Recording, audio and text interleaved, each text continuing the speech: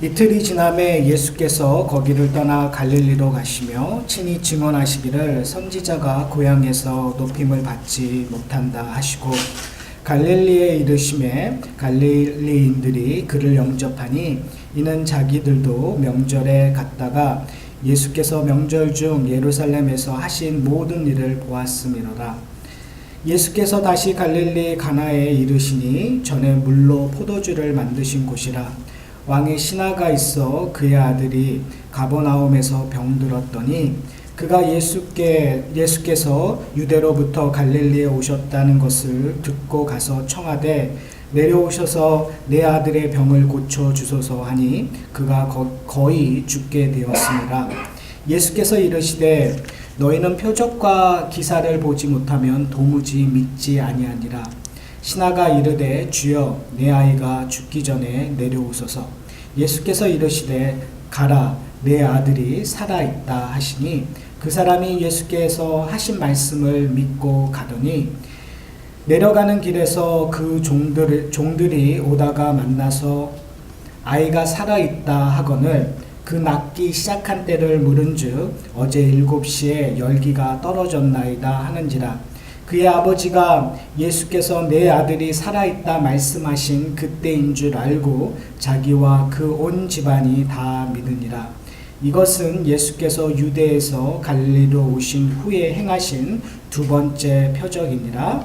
오늘 본문은 요한복음 4장에 기록되어 있는 두 번째 예수 그리스도의 표적, 기적에 대한 이야기를 담고 있습니다. 결론적으로 저희가 좀 고민해야 될 부분이 뭐냐면요, 믿음이 뭔가예요. 오늘 이 두 번째 기적을 통해서 우리가 생각하고 있는 믿음, 믿는다라는 것이 무엇인가에 대한 고민을 좀 해보려고 합니다. 오늘 본문만 해도 믿는 부분들이 한 세 군데에서 나타나요. 첫 번째는 갈릴리 사람들이 예수 그리스도를 영접했었을 때의 믿음이 무엇인가라는 그 부분에 대해서 저희가 좀 고민해야 될 부분이 있고요. 그리고 오늘 주인공인 왕의 신하가 50절에 믿는다라는 표현을 하고 53절에 믿는다라는 표현을 해요.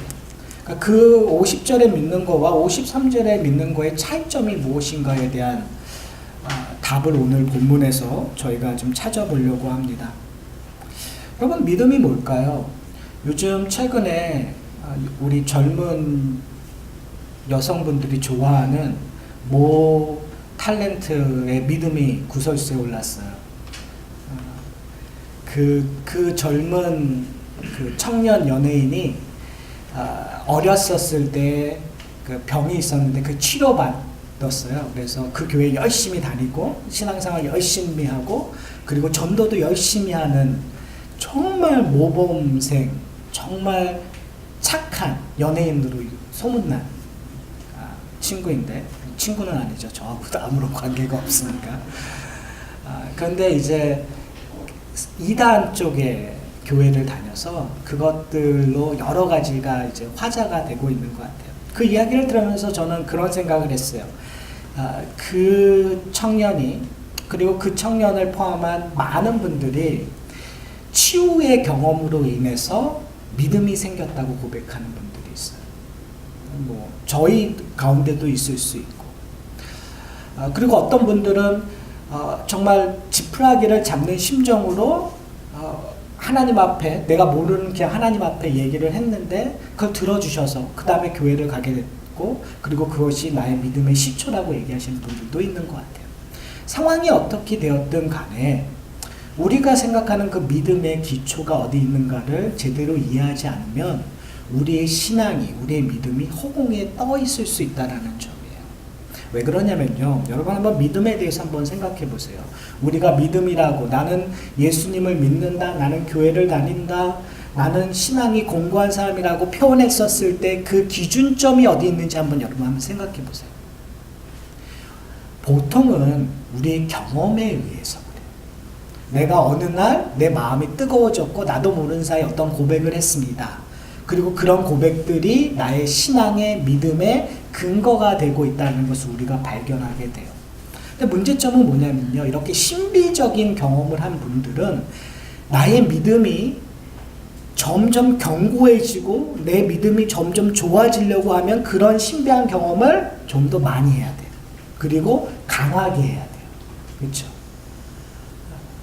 만약에 그런 것들을 경험하고 있지 않는다면 나의 믿음이 없어진 것처럼 느껴지고 내가 뭔가 잘 살고 있지 않는다라는 반증이라고 오해하시는 분들도 있는 것 같아요. 그런 의미에서 오늘 본문은 우리에게 의미 있는 화두를 던지고 있습니다. 자, 한번 일단 볼까요? 오늘 본문의 시작은 예수님께서 갈릴리로 오시는 거에 대한 이야기로 하고 있어요. 근데 재밌는 말씀을 예수님께서 이렇게 하세요. 44절에.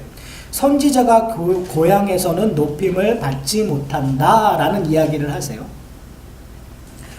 왜 이런 말을 하셨을까? 사실은 예수님께서 고향에서 나사렛에서 대접 못 받는 경험을 하셨어요. 회당에서 하나님의 말씀을 전하시다가 정말 낭떠러지에 떨어져 죽을 뻔하신 것들을 경험하셨어요. 그러니까 이 말은 맞아요. 그런데 이 말씀하신 다음에 46절에 반응을 설명을 하고 있는데 이렇게 얘기해요. 갈릴리의 사람들이 예수님을 영접한다고 기록하고 있어요. 그러니까 예수님이 말씀하신 것과 성경에서 기록되고 있는 이야기가 다 상충되고 있단 말이에요. 그러면서 예수님께서 왜 그들이 영접하느냐에 대한 설명을 했던 요한이 설명하는데 이렇게 얘기해요. 그들이 명절에 갔다가 예수께서 명절 중에 하신 모든 일을 봤다고 얘기를 해요. 그렇죠? 그러니까 그들이 예수님을 영접한 이유는 예수님께서 예루살렘에서 행하신 일이에요. 무슨 일을 행하셨죠? 기적을 베푸셨어요. 무슨 일을 행하셨죠? 하나님의 말씀을 선포했어요. 그러니까 거기에 그들은 매료됐어요. 놀라웠어요. 그래서 이 지금 갈릴리 사람들이 예수님을 영접하고 있는 모습이에요. 이것은 어떻게 보면 우리들의 모습과 되게 유사해요. 여러분 왜 요즘에는 부흥회를 해도 안 가고 말씀 집회를 해도 안 가고 찬양 집회를 해도 안 가는 시대에 살고 있지만 저희가 한 10년 전, 20년 전만 해도 말씀 집회하고 하면은 많이 갔거든요. 부흥회, 그리고 더구나 신유회 집회를 하면 한번 나으려고. 그리고 지금 저희 교회는 그래도 앞에 많이들 앉으세요. 근데 이제 보통 요즘은 참 앞에 안 앉으세요. 그러나 그런 집회하면 앞에 자리가 무슨 자리요? 명당자리. 그렇죠. 명당자리지만 교회적인 용어로 하면 복 받는 자리. 그렇죠. 목사님의 침이 튀겨야 거기에 은혜도 동시에 튀고, 그래서 병고침을 받는다는 생각이 앞에 자리서부터 그냥 꽉꽉 찼었던 거를 경험했었어요. 왜요? 뭘 보고 싶은 거예요. 병고침을 보고 싶은 거예요. 목사님이 이렇게 툭 건드리면 넘어져서 거품을 내고 나왔습니다라는 것들을 듣고 싶고 보고 싶은 거예요. 그리고 집회 때 이빨이 금이빨로 바뀌는 거에 흥분하는 거예요. 근데 참 이상한 게 왜 이빨이 금이빨로 바뀌는 게 좋을까요? 전 그냥 이빨이 좋지 않나요? 그치? 이빨이 튼튼해지는 것이. 근데 이빨이 금이빨로 변했다고 너무 좋아하는, 우리는 그런 은혜를 갈망한단 말이에요. 신비스러운 거예요. 그러니까 지금 사실은 갈라디아 사람들이 그랬었어요. 갈릴리 사람들이 그랬었어요. 그걸 보고 너무너무 좋았기 때문에 예수님께 찾아왔었어요. 그를 영접했어요. 어떻게 보면은 믿음이 생긴 거라고 표현할 수 있어요. 일반적인 믿음이에요. 호감이에요. 그 사람에 대한 신뢰가 드러나고 있는 거예요. 그리고 나서 오늘 본문은 사실 마태복음, 누가복음에 기록되어 있어요. 마태복음 8장과 누가복음 7장에 기록되고 있는데 내용이 좀 약간 좀 틀려요. 오늘 본문에는 왕의 신하라고 얘기했는데 마태복음과 누가복음에는 백부장이라고 기록되어 있고, 그리고 오늘은 아들이 병이 들었는데 마태복음과 누가복음에는 종이 병이 들었어요. 사랑하는 종이. 그렇지만 이 사건들이 되게 유사한 부분들이 되게 많아요. 그리고 그 마태복음과 누가복음은 가버나움에서 병을 고치신 걸로 기록되어 있는데 오늘 이 만남은 가나에서 일어나고 있는 만남. 이 요한복음에 기록되어 있어요. 그렇다면 오늘 이 사건을 요한복음은 또 다른 각도에서 우리에게 이야기하고 있단 말이에요. 왜 그러면요, 마태복음과 누가복음의 결론을 보면요, 특별히 마태복음 8장 10절에 보면 이렇게 얘기하고 있어요. 이만한 믿음을 보지 못했다고 얘기해요. 지금 오늘 얘기하고 있는 이 왕의 신하와 백부장, 유대인이 아니에요. 이방인인 거죠. 그러니까 어떻게 보면은 누가복음에서는 이 백부장을 어떻게 표현하고 있냐면, 우리를 위해서, 유대인들을 위해서 회당을 지어줄 정도로 많은 일들을 했었던 사람입니다 라고 소개되고 있어요. 그러니까 경건한 유대인일 수 있는 것 같아요. 그리고 정말 유대인들을 위해서 많은 봉사를 했던 사람인 것 같아요. 그런데 재밌는 것은 뭐냐면요, 3장서부터 4장에 소개되고 있는 인물들이에요. 3장에 누가 기록되고 있는지 여러분 기억나세요? 니고데모. 4장에는요, 사마리아 여인. 유대인 중에 유대인, 바리새인인 니고데모, 그리고 4장에는 사마리아인, 그리고 4장 마지막 부분에 누가 소개되고 있어요? 이방인 사람이 소개되고 있어요. 그러니까 3장의 질문이, 저희가 요한복음 전체를 봤었을 때 1장과 2장에서 새로운 창조, 그러니까 예수 그리스도가 주인이 되는, 예수 그리스도로 말미암아 이제 오실 새로운 나라가 창조되고 있는데, 그 구성원들의 질문들이 어떻게 해야 영생을 얻습니까? 어떻게 해야 하나님의 나라에 들어갈 수 있습니까? 라는 질문에 바리새인 중에 바리새인 니고데모도 등장하고, 사마리아인도 등장하고, 그리고 이방인 사람도 등장하고 있는 거예요. 여러분, 이런 이야기 속에서 제가 지난번에 얘기했을 거예요. 씨 뿌리는 비유. 우리는 씨 뿌리는 비유를 통해서 내가 어떠한 밭이 될까라는 고민을 하잖아요. 내가 돌짝밭이었는데 지금 내가 행동하는 걸 보니까 옥토로 변해야지 라는 거 우리는 결론을 얻었어요. 그러나 성경에서 얘기하고 싶은 근본적인 이유는, 농부가 씨를 헛되이 뿌리지 않기 때문에 지금 농부가 의도적으로 돌밭에 씨를 뿌리고 있다는 거예요. 이방인들에게. 지금 농부가 의도적으로 가시덤불에 뿌리고 있다는 거예요. 사마리아 여인에게. 근데 그곳에 뭐가 나는 거죠? 싹이 트고 열매를 맺고 100배의 열매를 맺는다는 거예요. 어떻게 해요? 하나님께서, 농부이신 하나님께서 그 일을 하신다는 거예요. 어떻게 해요? 그것이 요한복음에서 늘 이야기하고, 오늘 본문에서도 그 어떻게에 대한 이야기를 할 거예요.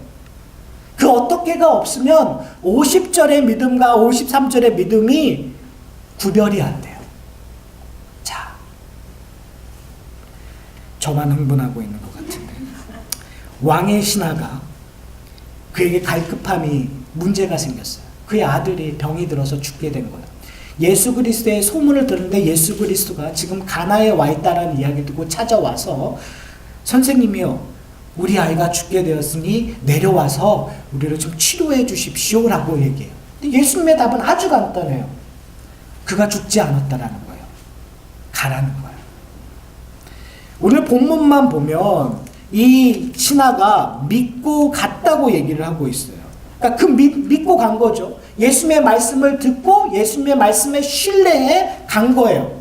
그러니까 지금 이 갈릴리 사람들이 예수님을 영접한 것과 동일한 행태예요. 예수 그리스도의 기적을 보고 들었기 때문에 그것을 믿고 신뢰해서 나에게도 그 기적이 일어날 줄 아멘하고 받아들여서 간 거예요. 다 동의하시죠? 근데 문제가 있어요. 오늘 본문에. 저도 처음에는 이게 무슨 말인지 전혀 캐치를 못하다가 공부를 하다 보니까 캐치가 되는 거예요. 왜 그러냐면, 우리는 가나와 가버나움이 얼마나 거리인지를 잘 몰라요. 그렇죠? 가나와 가버나움은 20마일 정도 되는 거리예요. 그 영화가 있는데요. 그 요한복음이라는 영화가 있는데, 그 영화에서 이 왕의 신하가 등장해요. 근데 왕의 신하가 걸어서 등장하는 것이 아니라 말을 타고 등장해요.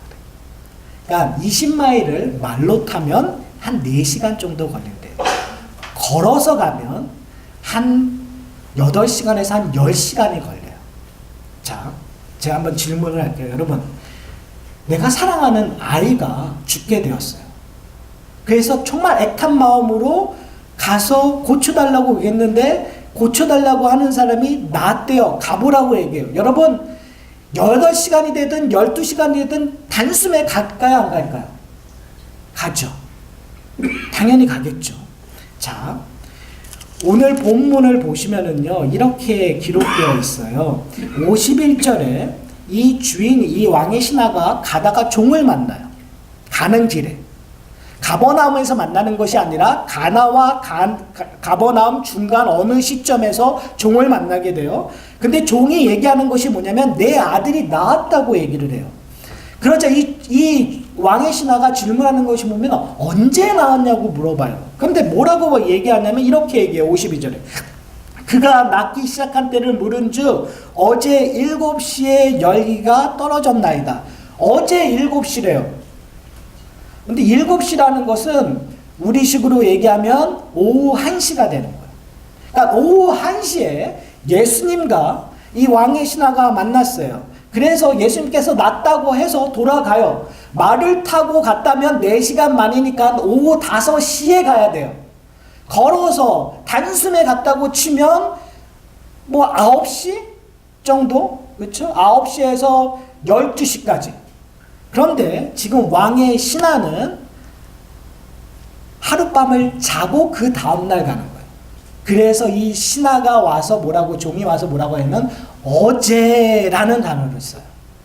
자, 여기서부터 문제가 생깁니다. 도대체 이 아비는 무슨 생각을 하고 있었을까요? 어디선가 딴짓을 하고 하룻밤을 자고 갔다라는 거예요. 아버지의 심정으로서 한번 여러분 생각해 보세요. 낳았다고 얘기하는데 단숨에 가야 되지 않을까요?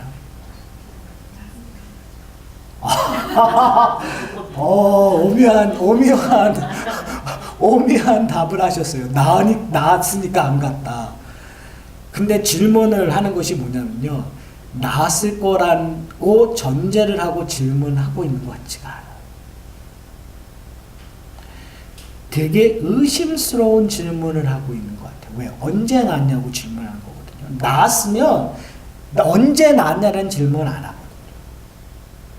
제가 포인트아웃 하고 싶은 것이 뭐냐면 우리가 생각하고 있는 지금 마태복음과 누가복음에서 얘기하고 있는 이 자가 이방인보다 더 큰 믿음을 가진 자라고 얘기하는 그 말 자체가 약간 의심이 되기 시작하는 거예요. 왜 그러냐, 왜 제가 지금 이런 얘기를 장황하게 푸냐면 요한복음에 보면 믿었다라는 단어들이 많이 나와요. 근데 그 믿었던 사람들이 예수님을 떠나고, 제자들이 아니라 믿었던 사람이 밥을 안 주면 그냥 가요. 믿었던 사람들이 조금 마음에 안 들면 그냥 떠나요. 믿었던 사람이 예수님께서 하나님의 나라 좀 어렵게 얘기하면 떠나는 일들이 나와요. 아니 어떻게 그게 가능해요? 믿었대는데, 예수님의 기적을 봤대는데, 예수님의 놀라운 그 하나님의 말씀을 듣고 감동을 받았는데, 우리식으로 얘기하면 은혜를 받았는데 어느 순간에 그들이 떠나는 거예요. 그 많던 무리들이 한순간에 없어져 버렸어요. 예수님 홀로 남는 거예요. 그렇다면 그들의 믿음이 뭐냐라는 거죠. 과연 그들의 믿음은 구원받을 수 있는 믿음이냐라는 것이 저의 질문이에요.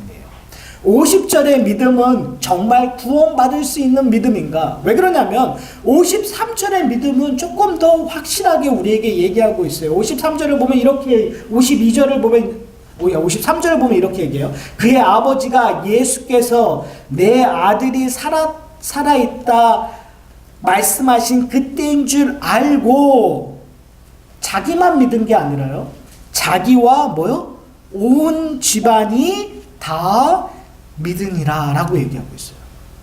그러니까 지금 이 왕의 신하는 아들이 낳은 것이 자기에게 직접적인 경험뿐이 된 것만이 아니라 그것이 증거물이 되어 온 집안이 예수를 주라 고백하는 구원이 임했던 거예요. 왜 그러냐면 요한복음을 보면, 그리고 복음서에 보면 이런 기적이 일어날 때 단순히 개인적인 병고침이 아니라 그곳에 구원이 임한 것처럼, 구원이 임한 것, 하나님의 나라가 드러난 것처럼 선포되어 있기 때문에 그래요. 그러니까 50절의 믿음과 53절의 믿음이 근본적으로 틀린 것처럼 보여진단 말이에요. 그럼 뭐가 틀릴까요? 보고 경험한 것이 틀린 걸까요? 저는 50절의 믿음은 보고 경험한 것이 아니라고 말하기에는 문제가 좀 있는 것 같아요. 50절의 믿음조차도 보고 듣고 경험한 거에 대한 반응이었어요. 근데 문제는 뭐냐면 그것이 불확실했다라는 거예요. 저는 이 본문을 해결하기 위해서는 성경 다른 부분에 있는 이야기도 좀 살펴봐야 될 거라고 생각을 해요. 그래서 생각나는 성경이 어디냐면 창세기 15장의 이야기예요. 창세기 15장에 보면 아브라함의 믿음이 나오는데 14장에 아브라함이 큰 경험을 해요. 어떤 경험을 하냐면 318명을 데리고 그 가나안 동쪽 연합군을 물리치는 일들이 일어나요. 기적이에요. 근데 그 일을 누구의 힘으로 했을까요? 누가 함께 했기 때문에 이겼을까요? 하나님이 함께해서 이겼다고 얘기를 해요. 그렇죠? 그것이 그리고 재밌는 것은 뭐냐면 15장에 나타나셔서 하나님께서 생색을 내세요. 야, 너 승리한 거 누구 때문에 승리했니? 나 때문에 승리했어. 내가 너와 함께 했다면 승리했어 라고 얘기를 해요. 그리고 나서 하나님께서 어떤 얘기를 하시냐면 내가 너와 언약을 맺을 거야. 그래서 내가 너의 아들을, 너의 자손을 어떻게 한다고요? 창대케, 많게 하겠다는 약속을 해요. 그때 아브라함의 반응이 어땠을까요? 아멘 했을까요? 믿겠습니까? 라고 했을까요? 아니요, 그렇지 않았어요. 나에겐 상속자가 없다라는 컴플레인을 하고 그리고 그걸 믿지 않는 모습들이 드러나요. 그때 하나님께서 하셨던 것이 뭐냐면 그를 집 밖으로 끌고 나가서 하늘에 있는 별을 보게끔 하세요. 그랬더니만 난데없이 아브라함이 믿었대요. 성경은 아주 간략하게 설명해요. 하나님께서 그를 밖으로 끌고 나서 무하늘을 보게 했더니만 아브라함이 믿었대요. 우리식으로 얘기하면 경험한 거예요. 그리고 그냥 믿은 거예요. 저 믿을게요 라고 해버린 거예요. 더 놀라운 것은 그 믿음을 보시고 하나님께서 아브라함을 의롭다고 여기세요. 그러니까 그 믿음이 의로운 것, 우리식으로 하면 완벽한 믿음이라고 그냥 선포해 주시는 거예요. 여겨주시는 거예요. 자, 그런데 문제가 그 다음에 생겨요. 그 다음에 하나님께서 그냥 거기서 그래 너 참 잘했어 그리고 끝나면 되는데 한 말씀 더 하세요. 뭐라고 얘기하냐면 야, 내가 자식만 주는 것이 아니라 땅도 줄게 라고 얘기해요. 그러면 믿음 있는 사람은 어떻게 반응해야 될까요? 감사합니다. 아멘. 제가 자식도 믿으니 땅도 당연히 받을 거라고 믿습니다라고 해야 되잖아요. 근데 아브라함이 뭐라고 얘기하죠? 제게 증거물을 좀 보여주세요. 표적을 보여달라고 얘기해요. 이게 믿음 있는 사람의 믿음일까요? 저는 오늘 본문을 보면서 어떤 것이 불확실한 믿음이고 어떤 것이 완전한 믿음이라는 그것을 비교하려고 사실은 설교를 준비를 했어요. 그래서 50절에서의 불확실한 믿음, 그리고 53절에서의 확실한 믿음의 차이가 무엇인가에 대한 공부를 하고 그걸 어떻게 설명해 드릴까, 그 차이점이 무엇일까라는 거에 대해서 연구를 했어요. 그런데 결론을 따지고 보니까 사실 그것이 무의미하게 되는 것을 사실은 창세기 15장을 통해서 발견했어요. 뭐냐면 하나님께서 아브라함이 증거를 보여달라고 얘기했을 때 하나님께서 하시는 것이 뭐냐면 언약을 확인시키는 일들을 하세요. 근데 재밌는 것은 뭐냐면 요한복음 5장에 사람들이 예수님께 요구했었던 것이 뭔지 아세요? 표적을 달라는 거예요. 증거물을 달라고 요구를 하고 있는 거예요. 당신이 메시아임을 들리려고 얘기하는 거예요. 그러니까 예수님께서는 기적을 지금 계속 보여주시는 거예요. 요한복음에 나타난 7가지 기적이 있는데 사람들은 그 기적을 보는 거예요. 근데 그 기적만 보고 뭘 하냐면 더 기적을 보여달라고 요구하는 거예요. 근데 지금 예수님께서는 너희가 기적을 보는 것이 아니라 그 기적이 지적하고 있는 사인하고 있는 원형을 보라는 거예요. 참 의미가, 기적을 베푸는 참 의미가 무엇인지를 너희가 봐야 예수님께서 새로운 창조로 이루실 하나님의 나라가 뭔지를 이해하고 하늘나라로부터 내려오는 복이 무엇인지를 온전히 이해할 수 있다고 얘기하고 있는 거예요. 만약에 우리가 현상만 따른다면, 내 병고침, 치유를 바란다면 그 치유가 되면 계속 치유만 원해요. 내가 신비스러운 경험만 하면 계속 신비스러운 경험만을 요구해요. 그러나 하나님께서 요구하는 건 뭐냐면 치유한 이후의 목적이 뭔가를 네가 바라는 거예요. 신비한 경험을 한 것이 신비한 것을 바라기 위해서 내가 보여준 것이 아니라 다른 걸 보여주기 위하여 준 것이라는 것을 지금 성경은 우리에게 얘기하고 있다는 거예요. 자, 그렇다면 뭘까요? 15장에서는 재밌는 언약의 모습이 나타나는데요. 하나님께서 아브라함에게 고개를 쪼개라고 얘기를 해요. 이것은 근동지방에 언약을 맺을 때 늘 나타나는 모습이에요. 제가 수도 없이 성경 공부를 통해서 설교를 통해서 설명드렸던 거예요.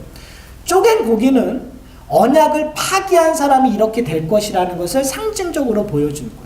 보통 갑과 을이 계약을 맺으면 을이 그 사이를 지나가면서 내가 언약을 지키지 않으면 이렇게 될 것입니다라고 선포하는 것이었어요. 누가 지나가야 되죠? 아브라함이 지나가야 돼요. 왜요? 누가 갑이니까? 하나님이 갑이고. 누가 을이니까? 아브라함이 을이니까. 표적이 하면은 하나님께서는 약속하셨어요. 야, 내가 땅을 줄게. 땅을 무조건 받을 거야. 그것이 하나님의 약속이에요. 그렇죠?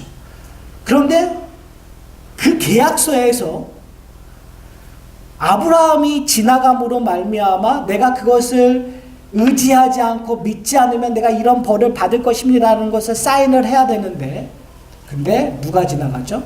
하나님을 상징하는 횃불이 지나가 버려요. 왜 그럴까요? 여러분, 왜 그럴까 생각해 보셨어요? 그 답은 바로 그 다음 장에 나와요. 아브라함이 사라와 의논해서 누구를 낳죠? 이스마엘을 낳아요. 사람은 존재적으로 하나님을 의지하기보다는 자기가 스스로 문제를 해결하려고 하는 것이 목적이에요. 그것이 본능이에요. 우리식으로 얘기하면 믿음이 좋아지라는 이야기를, 여러분 믿음을 굳건하게 합니다라면 우리는 본성적으로 어떻게 하냐면 내가 확실히 믿어야지, 내가 꼭 잡아야지, 내가 뭘 해야지로 갈 수밖에 없어요. 그것이 본성이에요. 우리는 여러분 그냥 우리는 참 목회하면서 약간 답답한 것이 있다면 이런 거예요. 여러분, 예수님을 의지하면서 사셔야 됩니다라고 얘기하면 아멘하고 은혜 받으셨다고 얘기를 하는데 그 다음에 하시는 말씀이 목사님 그런데요 뭔지 모르겠어요. 근데 그렇게 안 하고 여러분 이거 안 하면 천벌 받으실 거예요. 이거 안 하면 여러분 길 가다가 교통사고 나갈 거예요. 이거 안 하면 여러분 여러분의 가문에 저주가 흐를 거예요. 이런 얘기하면 어떻게 하셨죠? 그거 안 받으려고 또박또박 다 잘 지켜요. 그리고 그거를 지키는 것이 나의 믿음인 것처럼 여러분들이 이해하고 다니실 때가 참 많아요. 근데 그것은 믿음을 오해하는 거예요. 왜 그러냐면 지금 하나님께서 그것을 지나갔다라는 얘기는 인간이 본성적으로 하나님이 원하시는 것들을 온전히 다 완전하게 지킬 수 있다 없다? 없다는 소리죠. 우리의 믿음은 늘 불확실할 수밖에 없어요. 50절의 믿음이든 53절의 믿음이든 1%가 부족해요. 그러니까 그 부족함을 누가 채우시겠다라는 거죠? 하나님이 채우시겠다는 거예요. 어떻게 해요? 횃불이 그 속을 지나감으로 말미암아 하나님이 쪼개지셔야 돼요. 그 쪼개지는 사건이 어떤 사건이죠? 십자가의 사건이에요. 요한복음은 너무 컨시스턴하게 지속적으로 반복적으로 예수 그리스도의 죽음에 대해서 우리에게 증거를 내밀고 있어요. 예수님이 오신 이후 세상 죄를 지고 가는 어린 양을 보라고 얘기했던 세례 요한의 고백처럼, 그리고 예수 그리스도가 이 성전을 헐면 내가 3일 만에 다시 세우겠다고 얘기하는 것, 요한이 그것을 다시 한번 해석하죠. 그것은 예수 그리스도의 죽음과 부활이었다라고 얘기했던 거죠. 사랑하는 성도 여러분, 우리의 믿음은 우리의 신뢰나 우리의 확신에 근거하고 있지 않아요. 왜 그러냐면 우리의 믿음이 우리에게 근거하고 있다면 우리는 정말 문제가 많아지죠. 자, 그렇다면 어떻게 살아야 될까요? 이제 설교를 마치겠습니다. 정리하면서 우리 어떻게 살아야 될까요? 우리는 행위적인, 아까 얘기했던 것, 이거 지키십시오, 저거 지키십시오 하면은 우리의 믿음을 그렇게 계수하는 것에 상당히 익숙한 것 같아요. 그래서 우리의 믿음이 10년 전에는 10%였다면 5년 전에는 한 50%가 되고 지금은 한 100%에 가까워야 된다고 우리는 생각을 하고 사는 것 같아요. 그리고 그 믿음을 지금 계수하고 싶어요. 내가 구원받았을까 안 받았을까 라고 지금 발견하고 싶어하는 경우가 있어요. 그러나 사랑하는 성도 여러분, 아브라함의 믿음을 한번 보시길 바랍니다. 아브라함의 믿음은 업앤다운이었어요. 한 하루에, 그 한 모먼트에도 업앤다운이었어요. 그렇죠? 의심을 품었는데 하나님이 보여주니까 얘 믿어요. 그리고 조금 있다가 질문하면 또 의심해요. 그것이 인간의 본성이에요. 우리의 모습이에요. 우리의 나약함이에요.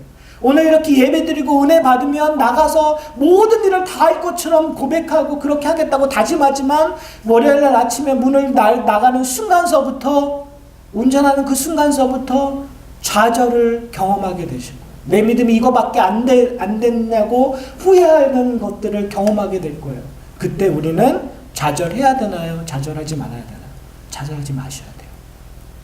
그것조차도 우리의 믿음이에요. 그리고 그 믿음을 조금 더 하나님께서 완성시켜 가실 거예요. 왜요? 그것이 왜 개런티가 되냐면 그 믿음을 이루신 이가 누구시기 때문에, 예수 그리스도시죠. 믿음은 믿음의 대상 때문에 우리의 믿음이 견고하게 되는 거예요. 예수 그리스도께서 우리를 위하여 십자가에 달려 죽으시고 부활하셨기 때문에 우리의 믿음이 만져질 수 있는 거예요. 만약에 우리의 행위에 근거한다면 우리의 믿음은 만져질 수가 없어요. 한낱 신기루와 같아요. 만져지는 것 같은데 불안해요. 뭔가 이룬 것 같은데 불안해지잖아요. 내가 하나님 앞에 내 전 재산을 다 드렸다고 해도 늘 불안함에 떨 수밖에 없어요. 왜요? 내가 죄인이니까. 나의 인간의 본성이 나로 하여금 확신을 주지 않으니까요. 그런데 우리를 위하여 온전하신 예수 그리스도가 십자가에 달려 죽으셨어요. 그것은 어느 누구도 빼앗아 갈 수 없어요. 사탄도 우리를 유혹할 수 있지만 그것을 빼앗아갈 수가 없어요. 그렇기 때문에 여러분 담대하시기를 소원합니다. 여러분이 하루하루 살아가다가 아주 깊은 절망 속에 있다면 여러분 우세요. 여러분 하나님을 붙잡으세요. 왜요? 여러분은 그것으로 내가 구원받았을까 하는 그 의심이 되는 그 순간 하나님이 여러분에게 손을 내미시고 여러분의 뒷더미를 붙잡고 계시기 때문에 그래요. 거기서 벗어날 수가 없어요.